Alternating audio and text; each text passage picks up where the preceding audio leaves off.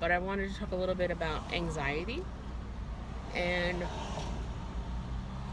saying sorry.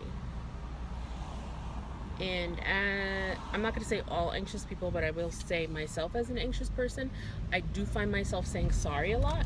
And part of it is, I think, is because I want people to like me, and I don't want to cause any confrontation. And so there's this anxiety in being around people and talking to people and interacting with people, whether it's at work or in life, and in taking up space, which I've actually been reading a little bit more about that by other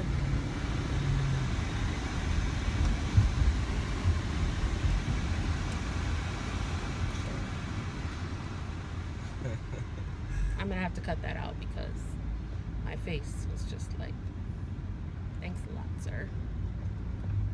Anyway, making me lose my train of thought. But just to say sorry in situations where I don't necessarily say sorry, I do that a lot. Oh, I don't feel good today, I'm sorry. Like, what did I do to cause you not to feel good? I mean, maybe in some cases I did. If I stress somebody out or something, like my husband would say, then yes, you can apologize if you actually did something to cause somebody some pain or sickness or something like that. But most of the time, I just say it like when people say thank you to me, I have a hard time saying you're welcome. And I also think that's something with the anxiety that I have, and this feeling of always being unsettled and uncomfortable around people. It's not a great, of course it's not a great feeling. It's never a great feeling to feel that way. And I felt that way since I was young, it just, where you want to become invisible, and visibility, especially for someone who is fat, and I identify as fat, and I am fat, and I have no problem saying that. I didn't always feel that way, but more recently, I realized that fat is not a bad word. It's a descriptor, and you could take it as it is. And for me, I feel comfortable in using that word to describe myself because I don't hate myself. I don't hate my fat. Some days I don't particularly like it because maybe my own self, I hold myself back, but anyway, because of it.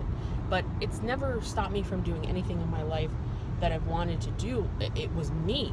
It wasn't my body. It was me stopping myself.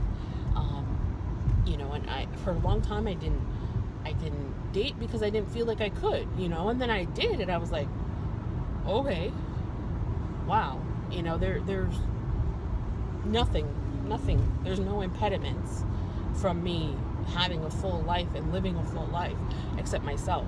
I didn't travel because I was scared to do it by myself, and then I met Mehdi and I got married, and he's my travel buddy now. He's my travel partner. And we have a lot of fun, and we go and we do things, and he'll be the first person to say, like, he helped me to get past that fear. I never, part of it was how I was raised, and my mother had her own set of restrictions that she put on herself, and things that she didn't like, and she was a very particular person, and part of it I think was something else, but maybe something, but you know what I mean, like, we didn't go camping, we didn't go to the beach that much. I can count on the number on my hand, like the number of times we went to the beach. But then later, now in my life, I like to go to the beach as long as I have my things. Like, frankly, I just thought it was uncomfortable, and it was dirty, and it was sitting on the sand, and there were bugs, and that's what my mom was always like, oh, the sand is dirty, it's got bugs in it. Even something as simple as going to the movie theater, we had to bring something to cover the back of the seat because there might be bugs that would there might be lice on the seat or something, which I do think that people should be careful. I don't think that there's any problem with that, but if it stops you from doing things, then I do think it is problematic. So in one way, you can create anxiety that will hold you back. And it's not the actual anxiety, but it's yourself, or I don't Anyway, but just to say, in the right situations, you can go past it, you can move forward, you can do things, if you want. If you're not comfortable doing something, don't do it. And I'm all for that. But there are things that I do now that I never thought I would do. So who's to say that I can't do those other things that I'm scared of? I'm scared of heights. I don't think you'll find me jumping out of an airplane anytime soon, but you never know. Maybe in 5 years or 10 years, I'll be in a different place in my life and I'll be like, yeah, let's go skydiving. I don't know. But my skydiving is the same as another person. Like, my version of skydiving is something simple. Maybe it's like going to Morocco. It was getting on an airplane, going on a long flight, going international, which I hadn't done before. Being uncomfortable, being in another culture, experiencing culture shock, but still loving it, still loving the experiences, and having those memories, and meeting my husband's family, and seeing a different place and a different way of life is invaluable. And I will never, ever stop traveling. I mean, the only thing that holds me back now is money-wise, but I do try to, even just within the U.S., which I haven't been to that many states, I do want to go like on a cross-country road trip, and I'm not the best traveler. I get uncomfortable. Like, I don't like to be uncomfortable, but I do think seeing and doing different things is so important, and it opens up your perspective, and it opens up your mind and your brain, and you just become a better person because you have some perspective, and you can say, this is such and such is my life, but there are other people out there who have a totally different life and are still happy, still able to function. This is not, I don't like when people say, oh, you're feeling bad today? Well, think about every bad person, think about everybody else who's in a bad position in their life, and you should just buck up and feel better. No, not to say that, but just to you know what I'm trying, where I'm getting. You guys are smart, and you can get what I'm saying. So, what does this all have to do with saying sorry? I watch a lot of YouTube. I'm gonna admit that. It's like my vice. It's my fun. It's my release. It's after work. I come home and I watch other people, little snippets of people's lives, carefully curated or not, but little snippets of their life. And I notice, on the whole, I watch a lot of women YouTubers, or family. So it's like a combination. But I noticed that some women have a tendency to apologize for a lot of things. If they don't have on makeup, if they don't look absolutely their version of perfect, they apologize for that. If their hair is messy, or it isn't done, or it's the wrong color that day, or they got a bad haircut, or whatever, or they're tired, or they're sick and they look it, because they're natural human beings. Like, I'm a very critical person. I was raised that way. My family was that way. So I look at other people and I judge them. And I'm not proud of that. And I don't like it. And I try not to do it. And I certainly don't want people to do it to me. But, that is what we have a tendency, some people have a tendency to do. So, anyway. So I fully understand. You want to apologize for everything, but you apologize yourself into a version of a life that a stranger would appreciate. Like, that doesn't make sense to me. And when I was thinking about doing a YouTube channel, I was looking at other people that I watched and that I liked. Like, I like to watch makeup vloggers and beauty vloggers and fashion vloggers, especially the plus size ones, because they're so inspiring. And I can appreciate, like, the artistic side of me appreciates people who take time with their appearance, because it's not that I don't, but I just, in the scheme of life, I don't want to take an hour or 2 hours to get ready in a day just to come home and want to be myself and want to be comfortable and have to take off a face and your restrictive clothing or whatever it is. Like, it's just not that important to me. And I'm not saying it will never be, and I won't change my mind. But I do think, I feel like in YouTube land, people have to play to their strengths.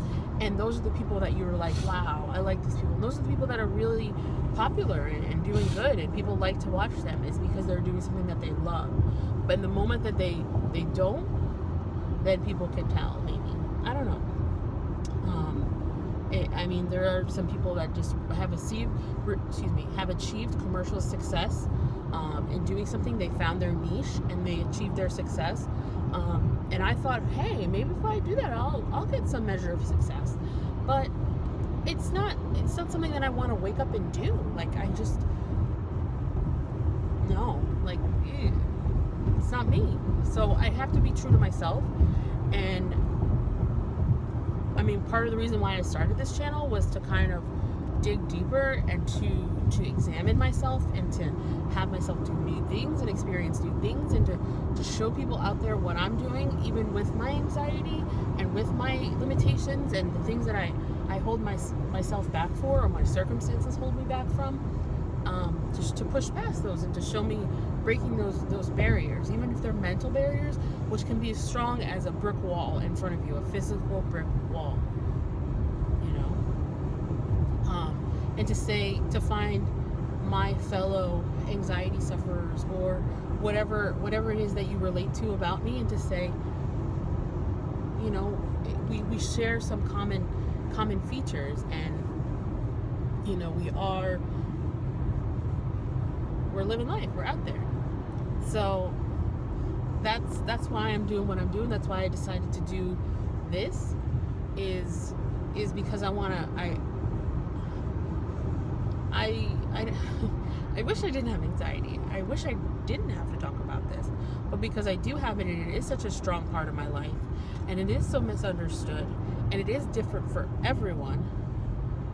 But there are some common links, of course. There are some common symptoms, and there are things that everyone can relate to who suffer from all the different kinds of anxiety.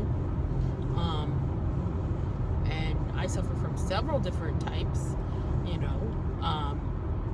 maybe something I say, some advice I can give, some story I can tell will help someone else. So why not? Or even if it's just to get it off my chest and to talk about it, and to use this as a form of talk therapy, to talk myself, because we're all in our own heads, and you can go and talk to someone, and that's great and wonderful, but you have to live with yourself. So it's good to also talk to yourself and to talk to those around you, and just to bounce ideas.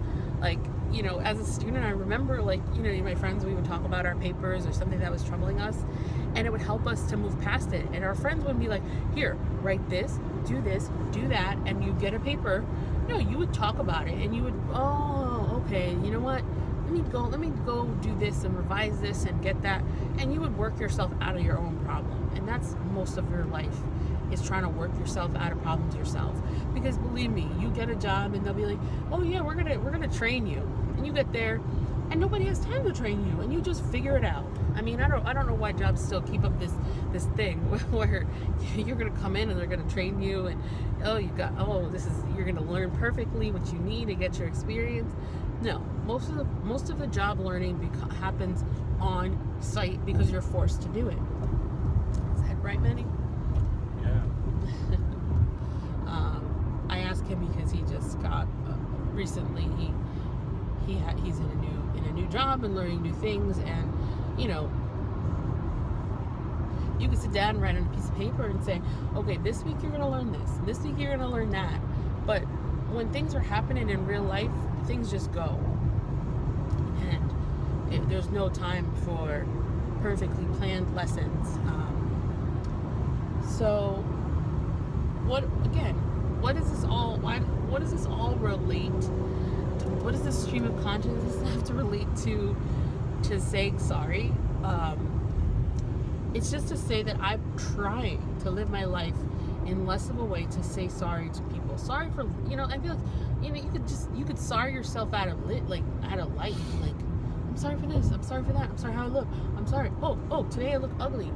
Like, we especially, I'm not going to say women exclusively, but we're just taught that you have to look a certain way in order to be a woman, in order to be worthy of attention and worthy of time and worthy of people in our lives loving us. No, it's not true. People should love you at your worst, at your best, in between, in the middle, whenever. And this false sense of perfection, at the end of the day, it's false. It's so false. It's not true. And the closer we come to getting those real glimpses of people, believe me, let's shop. Let's pretend like everything is great. I love it. I do. Let me buy a candle, and that's gonna help with my anxiety. Let me get that, let me look nice one day. Let me get a nice outfit and new shoes, and let me feel good. Let me feel confident, and that's gonna change my whole life, right? No, not really. There are certain instances where something does have an effect on you and you're mentally, and makes you feel better. I'm not gonna discount that. Like, I'm a big person. Like, when I come home at the end of the day, I have to take off my work clothes. I just have to, and I'll put on my most comfortable clothes, and I'll feel like a different person. I'll feel better. It just helps me. And so everybody has their form of an internal soothing or whatever it is that they need. So I'm just gonna say that we need to stop apologizing for ourselves, for our lives. If you hurt someone, if you do something to affect someone, be ready to say those words and to mean them, and hopefully mean them. But if you're just living your life and you're apologizing for that, you gotta stop that. So that's what I'm trying to do. And I will, maybe the next one I'll talk a little bit about thank yous. And I have a hard time accepting thank yous. And I have a hard time accepting thank yous. I have a hard time accepting criticism. I don't like any kind of attention like that, whether it's negative or positive. It just makes me feel. So, if you could take one thing away from anything of the mess of words that I just said, don't say sorry for living your life. Don't say sorry for your appearance. Don't say sorry for things that are just you. I might add some footage in of family stuff, so when I don't have the barbecue and the kids, or I might just keep this as a car vlog about anxiety. And this is the third in the series, and I hope to continue it. And I hope that you guys will like, subscribe, and comment, and tell me your stories and all of that. But anyway, I hope you guys are having a good weekend. I don't know when I'll get this up, but I hope you're having a good wherever you are. Bye, guys. I say bye, Betty. Bye, everybody.